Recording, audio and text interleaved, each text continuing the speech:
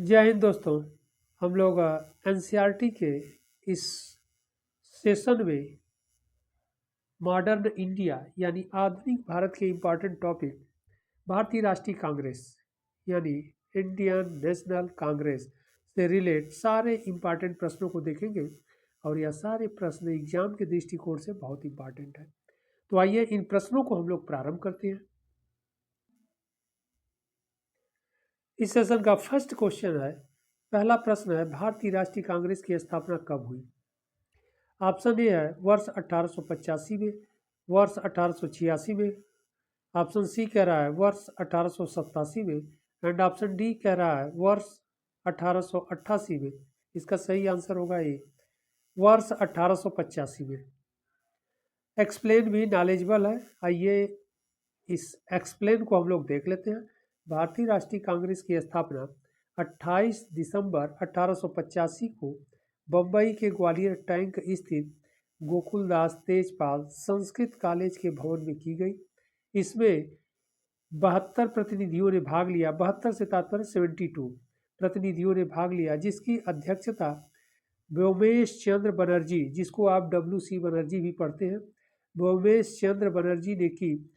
इसकी स्थापना A.O. Hume द्वारा की गई थी, जो एक अवकाश प्राप्त अंग्रेज अधिकारी थे यानी ICS अधिकारी थे, इंडियन सिविल सर्विस सेवा में थे।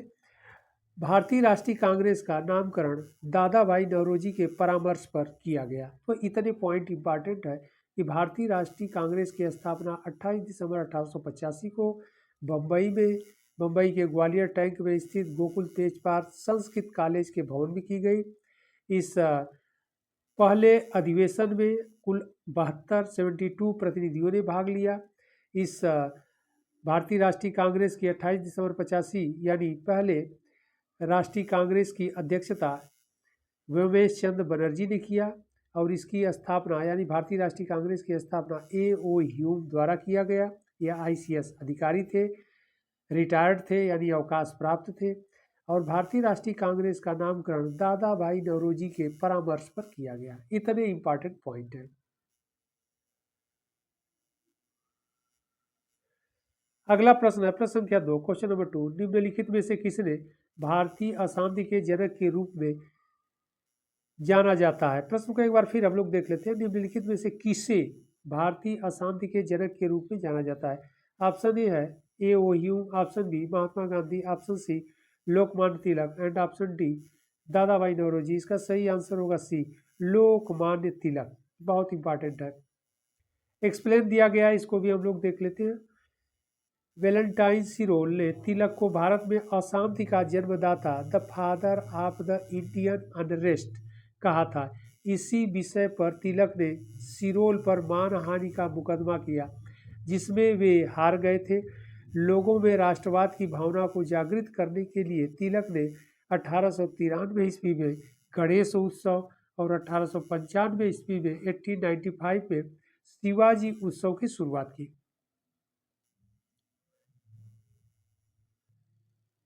प्रश्न संख्या 3 है, क्वेश्चन नंबर 3, शेर ए पंजाब के नाम से इनमें से कौन प्रसिद्ध थे? Option A Rajguru, option B Bhagat Singh, option C Lala Lajpat Rai and option D Udham Singh. इसका सही आंसर होगा लाला लाजपत राय। शेर ए पंजाब या शेर ए पंजाब के नाम से प्रसिद्ध थे। एक्सप्लेन को भी देख लेते हैं। शेर ए पंजाब वह पंजाब केसरी के नाम से लाला लाजपत राय प्रसिद्ध थे। इन्होंने 1888 ईस्वी में इलाहाबाद में हुए कांग्रेस के सम्मेलन में भाग लेकर राजनीतिक जीवन की शुरुआत की। भारतीय राष्ट्रीय कांग्रेस में गर्म दल के नेता थे। पंजाब में 1906 ईस्वी में क्रांतिकारी आंदोलन का प्रसार हुआ। सरकार ने रावलपिंडी में आंदोलन को कुचलने की दृष्टि से सार्वजनिक सभाओं पर रोक लगा दी। लाला लाजपत राय व अजीत सिंह शहीद भगत सिंह के चाचा, अजीत सिंह कौन थे? शहीद भगत सिंह के चाचा को गिरफ्तार कर मांडले जेल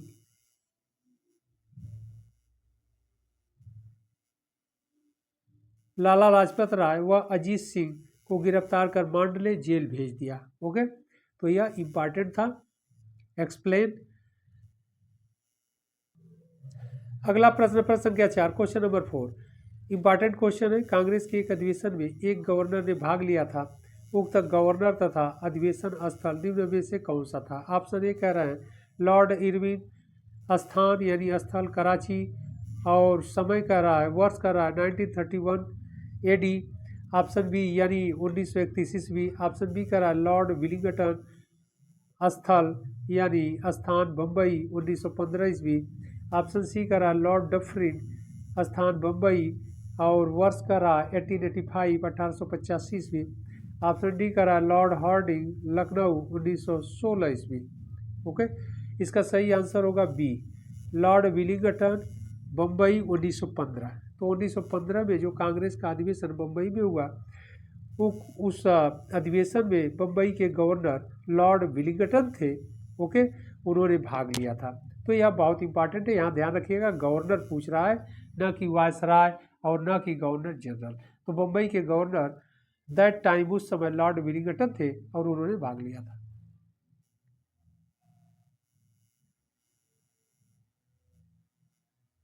एक्सप्लेन को भी हम लोग देख लेते हैं। भारतीय राष्ट्रीय कांग्रेस के 31वें अधिवेशन में लॉर्ड विलिंगटन ने भाग लिया था। इस अधिवेशन का आयोजन 1915 में बम्बई में किया गया था।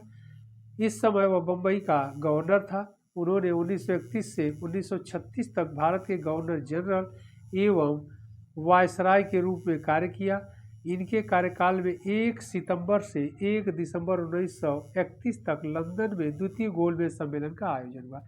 पहले बम्बई के गवर्नर थे, आगे चलकर यह वायसराय बनाए गए 1931 से 1936 तक। इन्हीं के समय में लंदन में 1 दिसंबर 1931 तक 1 सितंबर से 1 दिसंबर तक, यहाँ ध्यान रखना, 1 सितंबर से 1 दिसंबर तक लंदन में द्वितीय गोलमेज सम्मेलन का आयोजन किया गया था। और इस द्वितीय गोलमेज सम्मेलन में महात्मा गांधी भाग लिए थे।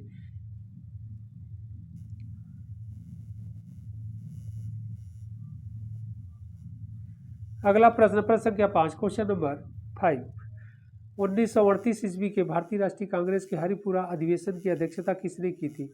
ऑप्शन ए है अबुल कलाम आजाद, ऑप्शन बी कह रहा है जे.बी. Kripalani, option C Rajendra Prasad and option D कह रहा है सुभाष चंद्र बोस। हरिपुरा ध्यान रखना है, इसलिए हरिपुरा में सुभाष चंद्र बोस ने अधिवेशन की अध्यक्षता किए थे। कांग्रेस के, भारतीय राष्ट्रीय कांग्रेस के का अधिवेशन जो हरिपुरा में हुआ था, इस अधिवेशन की अध्यक्षता सुभाष चंद्र बोस किए थे।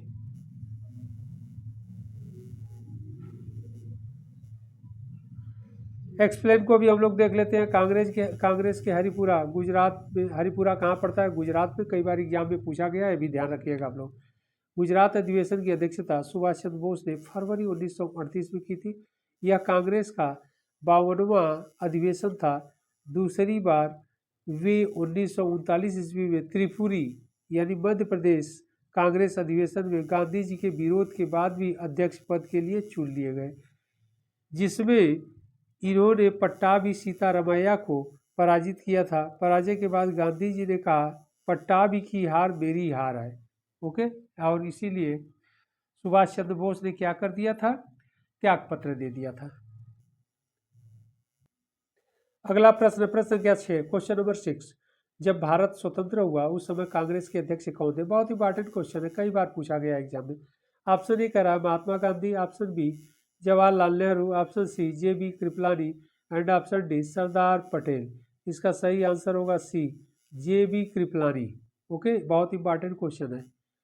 एक्सप्लेन को भी हम लोग देख लेते हैं।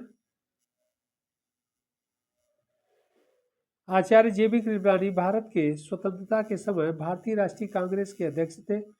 उन्होंने 1946 में मेरठ में आयोजित भारतीय राष्ट्रीय कांग्रेस के अधिवेशन की अध्यक्षता की। उनका पूरा नाम जीवटराम भगवान दास कृपलानी था।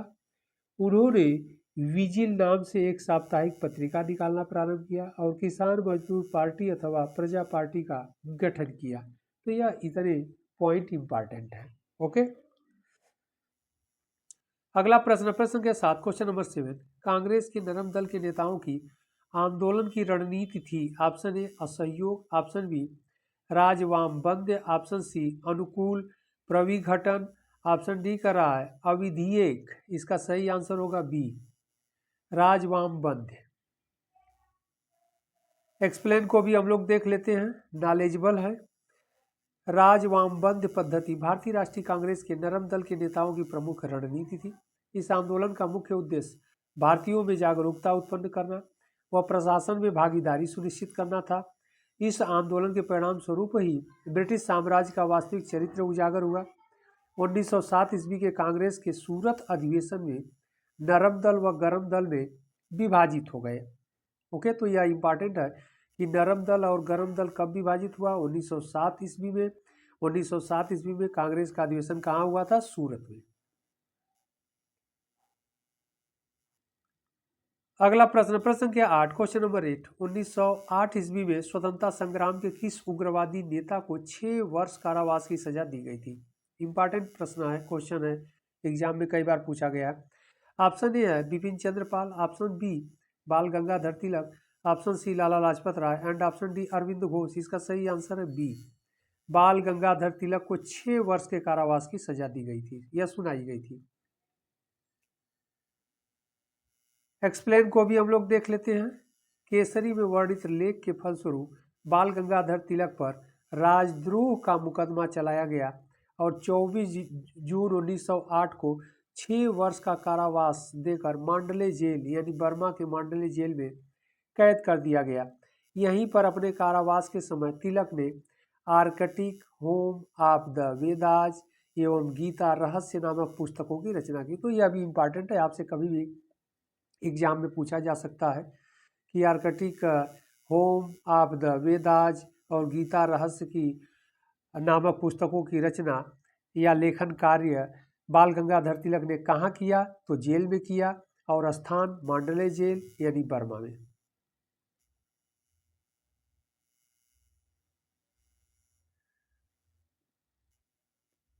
अगला प्रश्न, प्रश्न संख्या 9, क्वेश्चन नंबर 9। भारतीय राष्ट्रीय कांग्रेस के किस अधिवेशन में बाल गंगाधर तिलक ने अभिव्यक्त किया था स्वराज्य मेरा जन्मसिद्ध अधिकार है, मैं उसे लेकर रहूंगा? बहुत इंपॉर्टेंट स्टेटमेंट है यानी कथन है। ऑप्शन ए है बनारस अधिवेशन 1905, ऑप्शन बी है कलकत्ता अधिवेशन 1906, ऑप्शन सी सूरत अधिवेशन 1907 और ऑप्शन डी लखनऊ अधिवेशन 1916। इसका सही आंसर होगा डी, लखनऊ अधिवेशन 1916 में 1916 के लखनऊ अधिवेशन में बाल गंगाधर तिलक ने यह स्टेटमेंट दिया था, स्वराज्य मेरा जन्मसिद्ध अधिकार है, मैं उसे लेकर रहूंगा। एक्सप्लेन को भी हम लोग देख लेते हैं। 1916 ईस्वी में लखनऊ में आयोजित भारतीय राष्ट्रीय कांग्रेस के वार्षिक अधिवेशन में अपने भाषण के दौरान बाल गंगाधर तिलक ने कहा, स्वराज्य मेरा जन्मसिद्ध अधिकार है और मैं उसे लेकर रहूंगा। 1916 ईस्वी में तिलक ने स्वशासन की प्राप्ति के उद्देश्य से होम रूल लीग की स्थापना की। होम रूल का अर्थ था अंग्रेजी साम्राज्य के अंतर्गत स्वायत्तता प्राप्त करना। ओके, तो यह इंपॉर्टेंट है। 1916 में और 1916 में होम रूल लीग की स्थापना भी किए थे तिलक के द्वारा।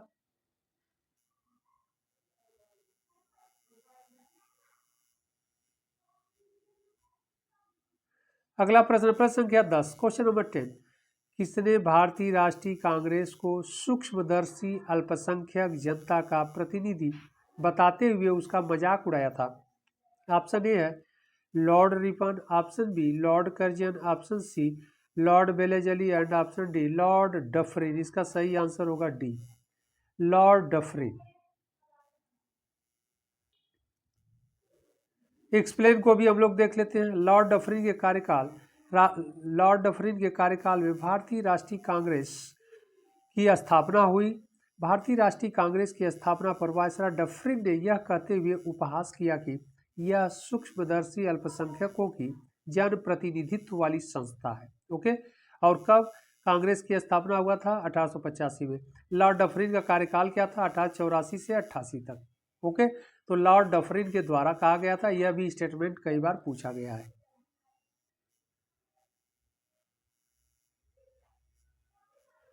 अगला प्रश्न, प्रश्न संख्या 11। भारतीय राष्ट्रीय कांग्रेस के दूसरे अधिवेशन वर्ष 1886 में अध्यक्षता किसने की? यह भी इंपॉर्टेंट प्रश्न है। ओके, ऑप्शन ए कह रहा है सुरेंद्र नाथ बनर्जी, ऑप्शन बी लाला लाजपत राय, ऑप्शन सी कह रहा है दादा भाई नौरोजी एंड ऑप्शन डी कह रहा है जॉर्ज यूले, इसका सही आंसर होगा सी, दादा भाई नौरोजी, क्योंकि कलकत्ता में हुआ था। इसकी अध्यक्षता दादा भाई नौरोजी के द्वारा किया गया था।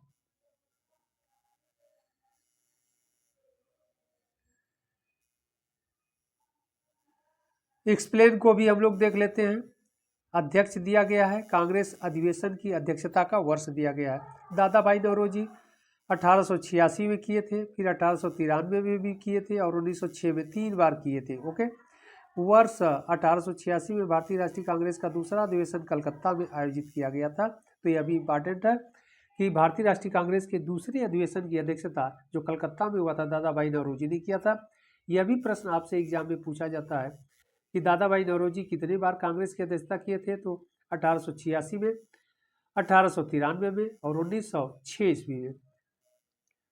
और आगे कह रहा है जॉर्ज यूले 1888 में इन्होंने भारतीय राष्ट्रीय कांग्रेस की अध्यक्षता किए थे। आगे कह रहा है एस एन बनर्जी यानी सुरेंद्र नाथ बनर्जी 1895 और 1902 ईस्वी में इन्होंने भारतीय राष्ट्रीय कांग्रेस की अध्यक्षता की। फिर लाला लाजपत राय, यह भी इंपॉर्टेंट है, आपसे क्वेश्चन में कई बार पूछा गया। लाला लाजपत राय भारतीय राष्ट्रीय कांग्रेस की अध्यक्षता कब किए? 1920 ईस्वी में, 1920 में किए।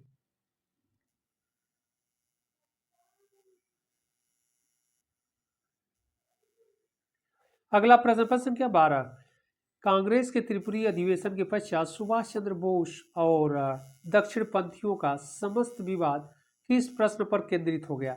ऑप्शन ए है कांग्रेस कार्यकारिणी समिति के गठन, ऑप्शन बी देशी राज्यों के प्रतिनिधि, ऑप्शन सी केंद्र सरकार के प्रतिरूख, ऑप्शन डी कांग्रेस समाजवादी दल के सदस्यों की दोहरी सदस्यता। इसका सही आंसर होगा ये कांग्रेस कार्यकारिणी समिति के गठन के तरफ। ओके, और त्रिपुरी अधिवेशन की बात कर रहा है कि पश्चात सुभाष चंद्र बोस और दक्षिण पंथियों का समस्त विवाद किस प्रश्न पर केंद्रित था? तो कांग्रेस कार्यकारिणी समिति के गठन को लेकर। एक्सप्लेन भी दिया गया है, इसको भी हम लोग देख लेते हैं। कांग्रेस के त्रिपुरी अधिवेशन 1939 के पश्चात सुभाष चंद्र बोस और दक्षिण पंथियों के मध्य विवाद कांग्रेस कार्यकारिणी समिति के गठन के प्रश्न पर केंद्रित हो गया। यहाँ पर एक्सप्लेन भी किया गया है। इस विवाद के कारण सुभाष चंद्र बोस ने अध्यक्ष पद से त्यागपत्र दे दिया और यही कारण था कि सुभाष चंद्र बोस अध्यक्ष पद से त्यागपत्र दे दिए एवं मई 1939 में कांग्रेस के अंतर्गत फॉरवर्ड ब्लॉक की स्थापना की। यह भी आपसे प्रश्न पूछा जाता है कि फॉरवर्ड ब्लॉक की स्थापना किसने किया? तो सुभाष चंद्र बोस ने किया। कब किया? वर्ष 1939, 1939। और मंथ भी पूछा जाएगा तो मई।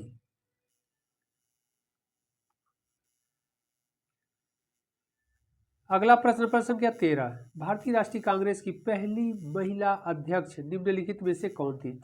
प्रश्न को बड़ा ध्यान से देखना है। भारतीय राष्ट्रीय कांग्रेस की पहली महिला अध्यक्ष निम्नलिखित में से कौन थी? ऑप्शन ए है Shrimati Sarojini Naidu, option B Shrimati Annie Besant, option C Shrimati Sucheta Kripalani and option D Shrimati Kadambini Bose. इसका सही आंसर होगा एनी बेसेंट। और दूसरी महिला और प्रथम भारतीय महिला पूछा जाएगा तो सरोजिनी नायडू होगा। ओके, और श्रीमती एनी बेसेंट 1917 में भारतीय राष्ट्रीय कांग्रेस की अध्यक्षता की थी और यह आयरिश महिला थी, यानी अंग्रेज थी, वह भी ब्रिटेन यानी आयरलैंड की रहने वाली थी।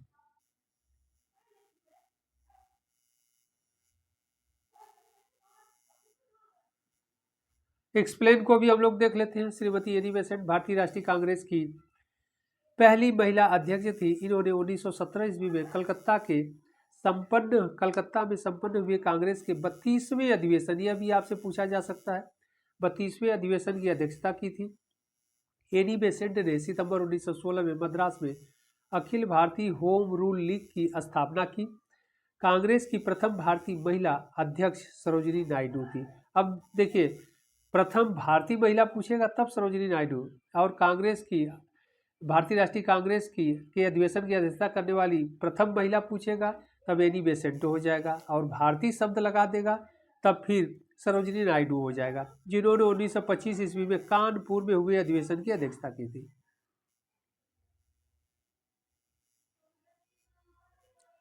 अगला प्रश्न, प्रश्न संख्या 14, कह रहा लोक नायक के नाम से किसे जाना जाता है?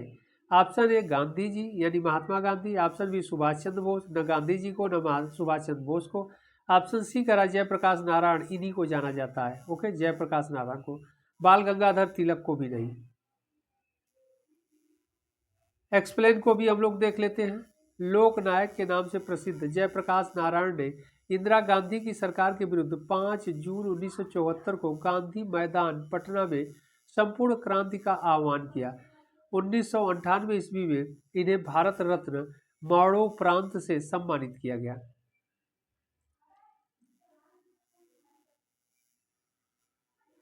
अगला प्रश्न, प्रश्न संख्या 15, कह रहा निम्नलिखित में से किसका संबंध बिहार सोशलिस्ट पार्टी से था। ऑप्शन ए है Jayaprakash Narayan, option B Satyabhakta, option C का राय एम राय और ऑप्शन डी का राय सुभाष चंद्र बोस। इसका सही आंसर होगा ए जयप्रकाश नारायण। एक्सप्लेन भी हम लोग देख लेते हैं।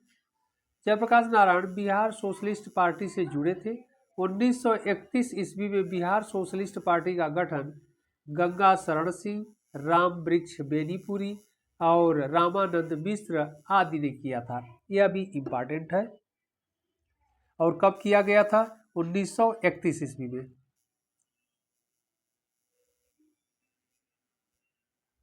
अगला प्रश्न, प्रश्न संख्या 16, 1934 ईस्वी में कांग्रेस समाजवादी पार्टी का गठन किसके द्वारा किया गया था। ऑप्शन ए है जयप्रकाश नारायण एवं जवाहरलाल नेहरू, ऑप्शन बी जयप्रकाश नारायण एवं आचार्य नरेंद्र देव, ऑप्शन सी है जयप्रकाश नारायण एवं सुभाष चंद्र बोस, ऑप्शन डी का सुभाष चंद्र बोस एवं जवाहरलाल नेहरू। इसका सही आंसर होगा बी जयप्रकाश नारायण एवं आचार्य नरेंद्र देव। बहुत इंपॉर्टेंट है, कई बार एग्जाम में पूछा गया है यह प्रश्न, ध्यान रखना है। यह क्वेश्चन कई बार आ चुका है कि 1934 में कांग्रेस समाजवादी पार्टी का गठन किसके द्वारा किया गया था, तो जयप्रकाश नारायण और आचार्य नरेंद्र देव। एक्सप्लेन को भी हम लोग देख लेते हैं। 1934 में कांग्रेस समाजवादी पार्टी का गठन कांग्रेस के भीतर ही जयप्रकाश नारायण, योगेंद्र शुक्ला, बीनू मसानी और आचार्य नरेंद्र देव द्वारा किया गया था। इस पार्टी के अध्यक्ष आचार्य नरेंद्र देव थे तथा जयप्रकाश नारायण इसके महासचिव थे। इसका प्रथम अखिल भारतीय सम्मेलन 21 यानी 21 अक्टूबर 1934 ईस्वी को बम्बई में हुआ। ओके, तो इसका प्रथम अखिल भारतीय सम्मेलन कहाँ हुआ था? बम्बई में। कब हुआ था? 21 अक्टूबर 1934 को।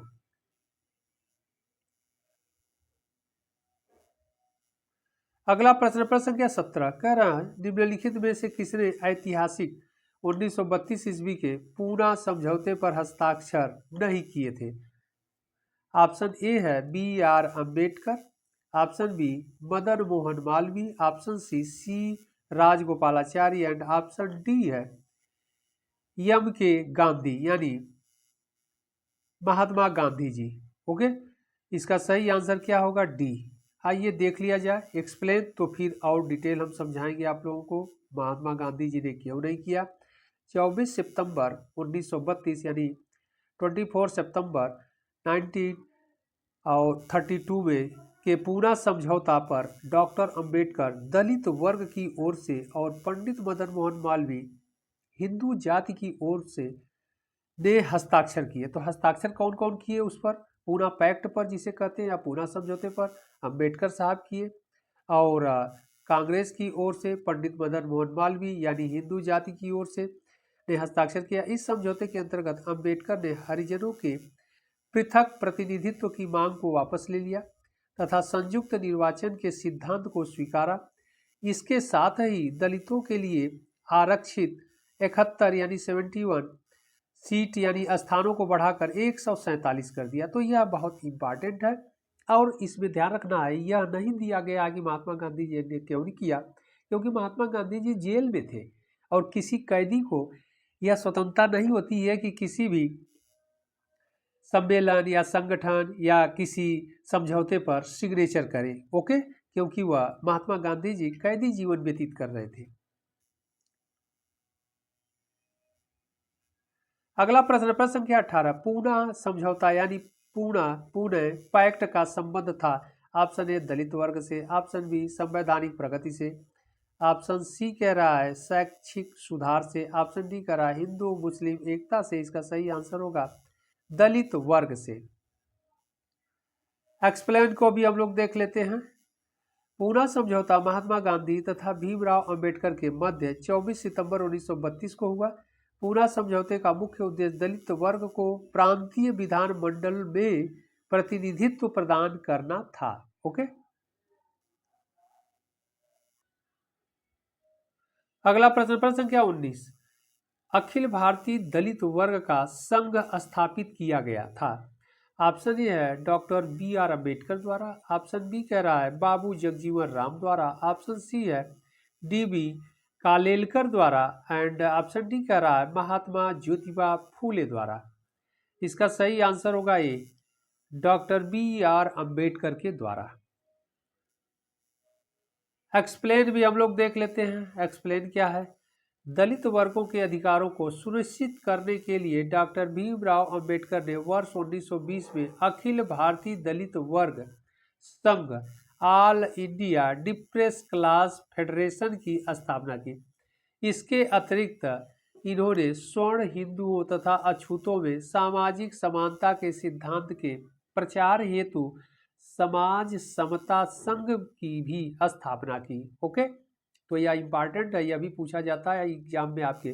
दलित वर्गों के अधिकारों को सुनिश्चित करने के लिए डॉक्टर बी आर अम्बेडकर यानी भीमराव अम्बेडकर ने वर्ष 1920 में अखिल भारतीय दलित वर्ग संघ, जिसे इंग्लिश में all India depress class federation कहते हैं, की स्थापना किया। कब किए? 1920 में। ओके, इसके अतिरिक्त इन्होंने स्वर्ण हिंदुओं तथा अछूतों में सामाजिक समानता के सिद्धांत के प्रचार हेतु समाज समता संघ की भी स्थापना की।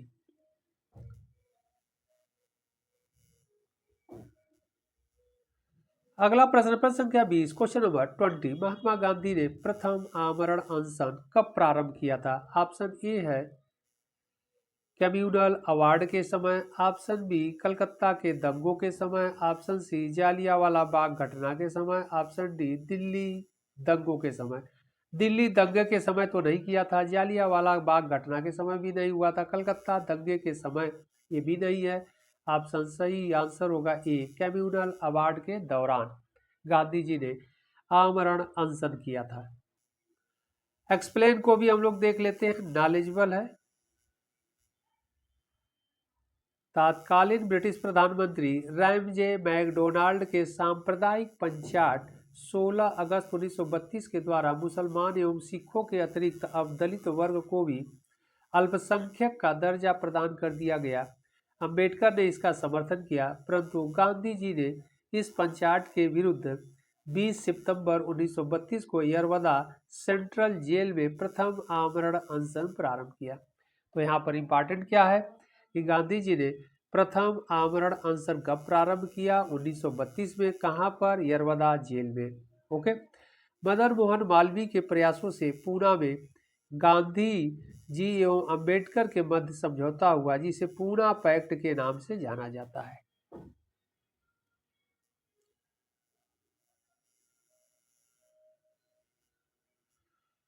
अगला प्रश्न, प्रश्न संख्या 21, क्वेश्चन नंबर 21, हाली पद्धति संबंधित थी, यह भी क्वेश्चन एग्जाम में पूछा गया है। ऑप्शन ए है बंधुआ मजदूरी से, ऑप्शन बी किसानों के शोषण से, ऑप्शन सी है छुआछूत से एंड ऑप्शन डी है अशिक्षा से। इसका सही आंसर होगा ये बंधुआ मजदूरी से। एक्सप्लेन को भी हम लोग देख लेते हैं। हाली पद्धति बंधुआ मजदूर व बंधुआ मजदूरी से संबंधित है। यह मुख्यतः बारदोली क्षेत्र से संबंधित है, जहां निम्न जनजाति जिन्हें कालीपराज निम्न कालीपराज कहते थे, निम्न जनजाति के लोग उच्च जातियों के यहाँ पुश्तैनी मजदूर के रूप में कार्य करते थे। ओके, तो एक उन्हीं को यही हाली पद्धति था अथवा बंधुआ मजदूर थे कि जहाँ पर पुश्तैनी करते चले आ रहे थे, यानी सेवाएं देते, मजदूर सेवाएं देते चले आ रहे थे पीढ़ी दर पीढ़ी, जिसको कहा जाता है। ओके, और बारदौली के क्षेत्रों में। अगला प्रश्न है प्रश्न संख्या 22, क्वेश्चन नंबर 22, कांग्रेस की प्रथम महिला अध्यक्ष कौन थी? ऑप्शन ए है विजय लक्ष्मी पंडित, ऑप्शन बी है पंडिता रमाबाई, ऑप्शन सी सरोजिनी नायडू और ऑप्शन डी राजकुमारी अमृत कौर। इसका सही आंसर होगा सी नायडू। जबकि पहले हम लोगों ने डिस्कशन किया था सरोजिनी श्रीमती एनी बेसेंट जब 1917 में भारतीय राष्ट्रीय कांग्रेस की अध्यक्ष बनी थी, तो क्वेश्चन था कि पहली महिला, तो पहली महिला तो पूछता है तो एनी बेसेंट आप अरे एनी बेसेंट को आप ट्रिक करेंगे, लेकिन यहाँ कह रहा है कांग्रेस की प्रथम भारतीय महिला। अगर भारतीय महिला शब्द लिखा रहता है, इस तरह का प्रश्न है, तब आप सरोजिनी नायडू को करेंगे। ओके, क्योंकि एनी बेसेंट आयरिश महिला थी, अंग्रेज थी, आयरलैंड की रहने वाली थी। ओके, एक्सप्लेन को भी हम लोग देख लेते हैं, इंपॉर्टेंट है। कांग्रेस की प्रथम भारतीय महिला अध्यक्ष श्रीमती सरोजिनी नायडू थी। उन्होंने कांग्रेस के कानपुर अधिवेशन वर्ष 1925 यानी 40वें अधिवेशन में अध्यक्षता की थी। वह भारत में किसी राज्य की राज्यपाल बनने वाली प्रथम महिला थी और वह 1947 से 49 ईस्वी तक उत्तर प्रदेश की राज्यपाल भी रही थी। यह भी ध्यान देना है कि कानपुर में अधिवेशन हुआ और 1925 में हुआ था और इसकी अध्यक्षता की। वह भारत में किसी राज्य की राज्यपाल बनने वाली प्रथम महिला थी। कब बनी? 1947 से 49 तक उत्तर प्रदेश की थी और 1947 में भारत आजाद हो गया।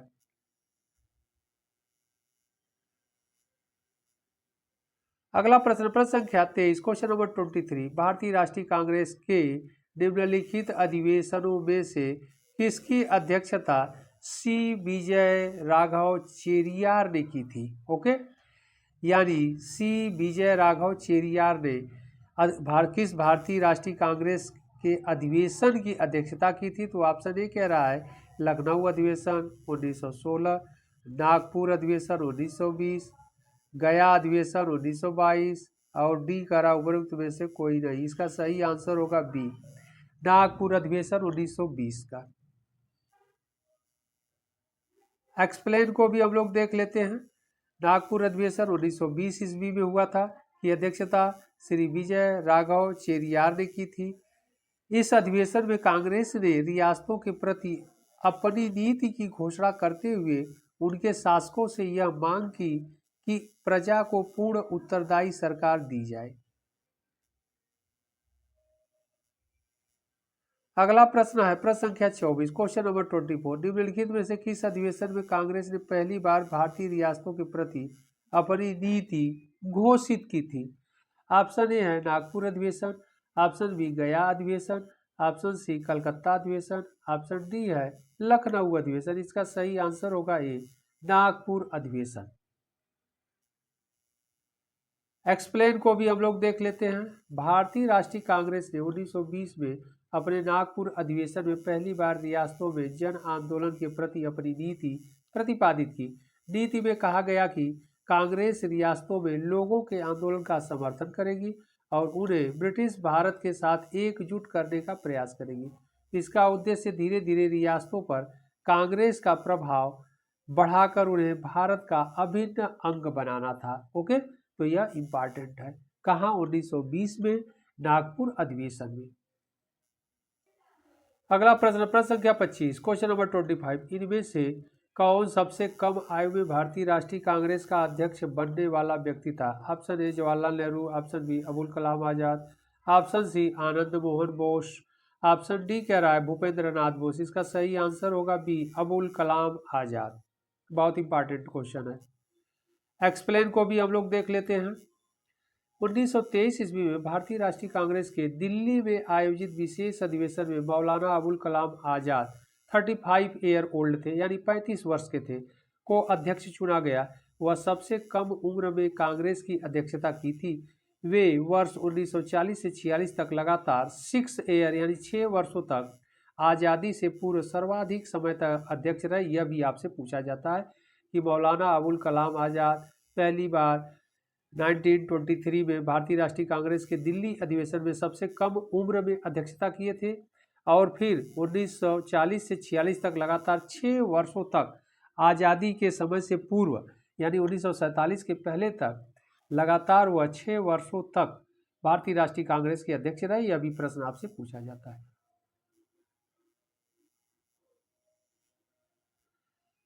अगला प्रश्न, प्रश्न संख्या 26, क्वेश्चन नंबर 26, भारतीय राष्ट्रीय कांग्रेस की स्थापना के समय भारत का वायसराय कौन था? Option A Lord Ripon, option B Lord Lytton, और ऑप्शन सी है लॉर्ड कैनिंग, और ऑप्शन डी है लॉर्ड डफरिन। इसका सही आंसर होगा D, Lord Dufferin. Okay, explain को भी हम लोग देख लेते हैं, इंपॉर्टेंट है, नॉलेजेबल है। भारतीय राष्ट्रीय कांग्रेस की स्थापना 1885 ईस्वी के समय भारत का वायसराय लॉर्ड डफरिन, जिसका कार्यकाल 1884 से 1884 टू 1888, ओके, 1884 से 1888 ईस्वी तक था। उसने कांग्रेस का यह कहकर मजाक उड़ाया था कि यह सूक्ष्मदर्शी अल्पसंख्यकों की संस्था है। लॉर्ड डफरिन के कार्यकाल में भारतीय राष्ट्रीय कांग्रेस की स्थापना को एक महत्वपूर्ण घटना माना जाता है। अगला प्रश्न है प्रश्न संख्या 27, क्वेश्चन नंबर 27, कह रहा है निम्नलिखित में से किस भारतीय राष्ट्रीय कांग्रेस के अधिवेशन में जवाहरलाल नेहरू ने समाजवाद को भारत की समस्याओं को हल करने की कुंजी बताया? बहुत इंपॉर्टेंट क्वेश्चन है। ऑप्शन ए कह रहा है Lahore, option B Lucknow, option C Allahabad and option D Ramgarh. इसका सही आंसर होगा बी, लखनऊ अधिवेशन में। एक्सप्लेन को भी हम लोग देख लेते हैं। 1936 ईस्वी के कांग्रेस के लखनऊ अधिवेशन में जवाहरलाल नेहरू ने समाजवाद को भारत की समस्याओं को हल करने की कुंजी बताया। उन्होंने कहा था, मैं समाजवाद के अलावा ऐसा कोई दूसरा रास्ता नहीं देखता जो भारत के लोगों को गरीबी, बेकारी, गुलामी से मुक्ति दिला सके। तो यह स्टेटमेंट कब उन्होंने कहा? समाजवाद शब्द का प्रयोग तो 1936 के लखनऊ अधिवेशन में पंडित जवाहरलाल नेहरू ने समाजवाद को भारत की समस्याओं को हल करने की कुंजी बताया। ओके, तो यह बहुत इंपॉर्टेंट था। यह भारतीय राष्ट्रीय कांग्रेस से संबंधित यह सारे इंपॉर्टेंट क्वेश्चन थे। आप लोग इन प्रश्नों को देखिएगा, फिर इंपॉर्टेंट प्रश्नों की श्रृंखला के साथ हम लोग मिलते हैं अगले सेशन में।